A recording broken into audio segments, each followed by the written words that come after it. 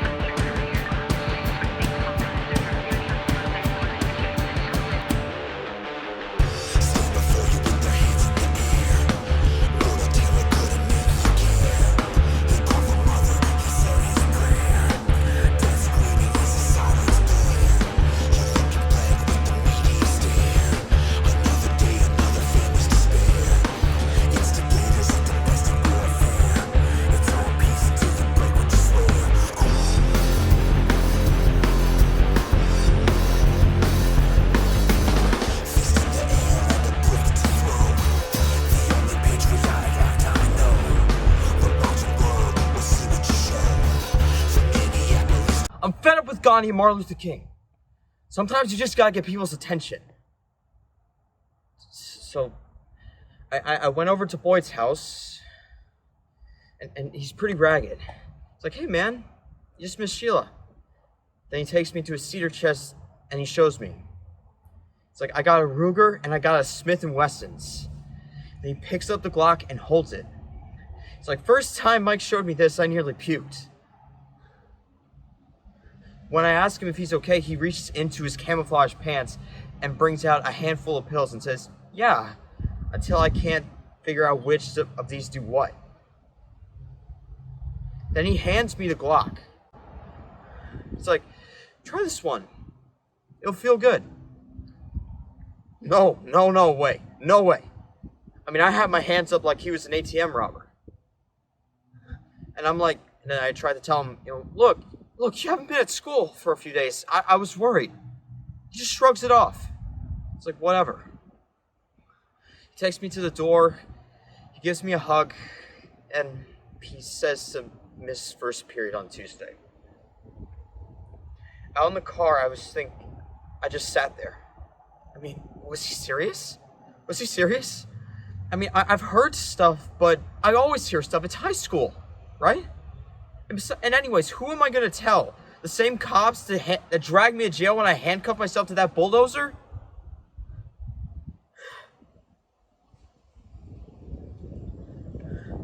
And then I start to think. So he's got a couple of guns. So he used to have a lot of skin magazines. That doesn't make him a rapist. And last summer, who came out and got me in the rain when I blew a tire way the hell out on Maxwell Road in the middle of the night? Boyd. That's who. Meredith and I went out last night. A milestone for me. A real date. Well, okay, she met me at Skeeter's, but still. She's going to go to college. I was totally surprised. She busted me on it too. What'd you think? Girls like me are always stupid? I finally said, I guess so. I'm sorry. Then she leaned across the table and kissed me. On the cheek, but still, a kiss is a kiss. That's for being honest with me. There aren't that many honest guys around. I walk her home, which is in this apartment complex that looks like Alcatraz. Lester, what's this list I keep hearing about? Just a bunch of people that Boyd and Mike hate. They have a lot of guns, don't they? I guess. They don't really talk to me much anymore. Lester, stay away from those guys. But Boyd keeps Damon off my back. It's not worth it, honey. Promise me you'll stay away. Honey. Oh man, I liked the sound of that. Mike drew a big red circle around the 17th. You know, that's That's like my mom used to. For my birthday.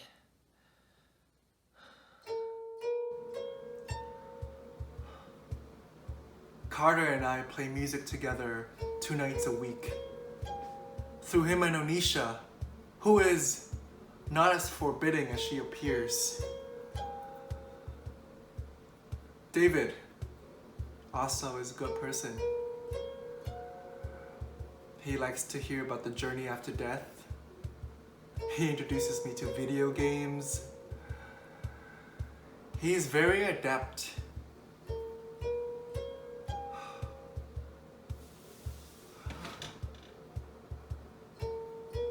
These people are my friends. Nothing should happen to them because of my cowardice or indecision.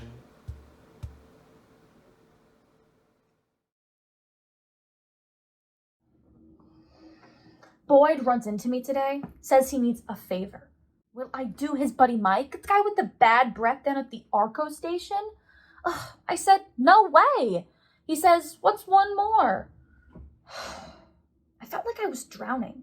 My life sort of flashed in front of my eyes, guys slobbering all over me, guys whose name I didn't even remember.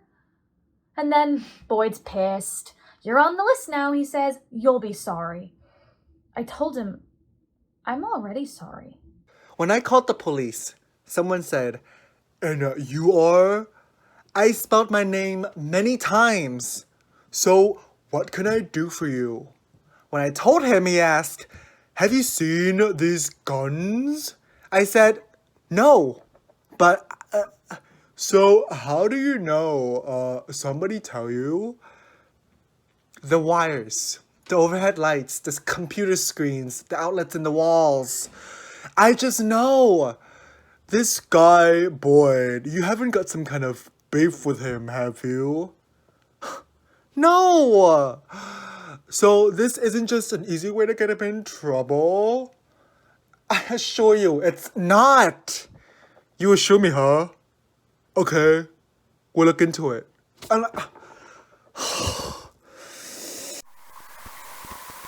After Boyd yelled at me, I went right over to Meredith and told her everything. She said the coolest thing. Boyd wants you to stop him. Are you serious? He called me a traitor. He said I'm on the list now. He doesn't know he wants you to stop him, but he does. I asked her, what if I rat him out and Mike's moved the stash or something? Then I'm really in trouble. What if you don't and he starts shooting people? I said I was scared. She said, and I'm not? Look, we'll go to the cops together, okay? I'm probably in love with her. Whatever that means. And if this backfires, and Boyd so much as looks at her funny afterwards, I'll kill him. I'm not black enough for her friends. She's too black for my mom. Two households, both alike in dignity. Now I think about it, it's Shakespeare in the Hood. I don't know what to do about this. We really like each other. She says she can relax around me. Doesn't have to be Foxy Brown 24/7. And I like being around someone who's never heard of Jack and Jill, Fortune 500, or Black Coit Lines. She hangs around Trans Place while P and I work on chord progressions. I like to look up and see her there. She's usually asleep because it's too noisy where she lives. Lately, she just sits by the window. I ask her, what's up? Boyd's out there somewhere. So I'm watching your back. You go and play the piano. Leave Boyd to me. Carter, sweet boy. That's how I think of him, you know? Innocent. He always walking around like he belonged here. Like this is Eden before the Big Apple scandal. Only time Carter seen a brother line in the street, that'd be the AAA man fixing his mama's Mercedes. My crew, they want nothing to do with Carter. They call him the Oreoest Oreo they ever seen. Maybe. But they pretty much all show a no-go. Everything be, tomorrow for sure, oh next time, pretty soon. Carter, he do it now. Make all A's, play the piano like nobody's business, and take up with this Tran dude and make some, strange music. Good thing I don't love him. His leaving break my whole heart.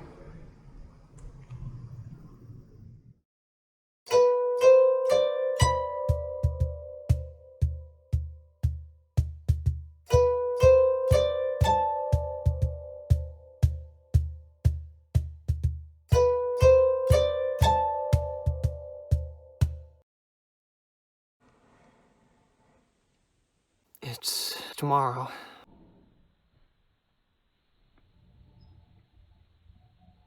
At first, the cops wouldn't believe me. I'd tell one of them the whole story, and he'd pick up his phone. Then another one would come out, and I'd tell him, and he'd stare at me, and then disappear. And that's when Meredith loses it. If you dumb shits want to be the next ones talking to CNN and trying to explain why you didn't prevent another tragedy, that's fine with us. And she grabs my arm and starts towards the door.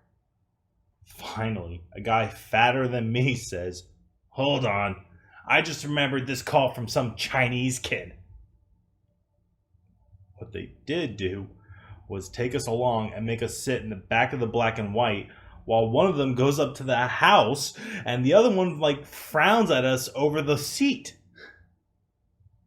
I'm telling you, I was holding Meredith's hand so hard it probably hurt. Then Boyd's dad opens the front door. The cop takes off his hat, says something, and in he goes. 5 minutes later, he comes out. He's jogging this time, and he's totally pale. A ghost cop. He leans in and says, "There's a goddamn arsenal in there. Call for backup and call the bomb squad." I relaxed for the first time in weeks. Closed my eyes, put my arm around Meredith. Pretty soon, there's all kinds of sirens, cops with yellow tape, and those stripy barriers, some kind of armored car with SWAT on the side, and Boyd's dad running up and down the block, probably telling anybody who'd listen he thought his kid was doing homework down there. We sit tight and listen to the crackly police radio. The bomb squad guys go in first. Meredith sits up, listens, looks out the window. The Channel 7 copter. "You're going to be on the news." And without even thinking about it, I say, "Oh man, TV makes you look fatter."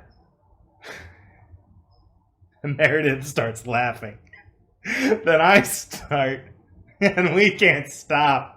It's not funny, but we're so relieved that we're falling over each other. And then her nose starts running, so that's funny. And the only thing that stops us is when they bring Boyd out, all handcuffed. Even his ankles chained together like he's Hannibal Lecter or something.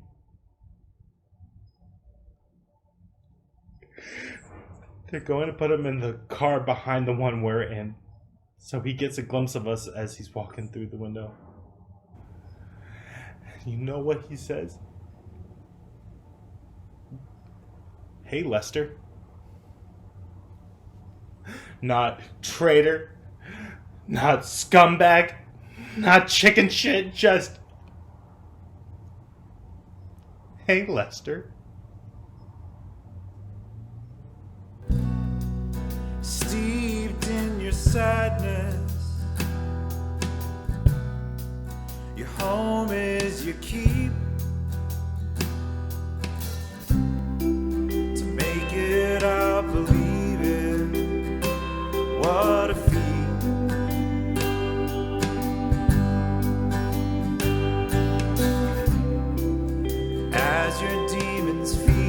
on.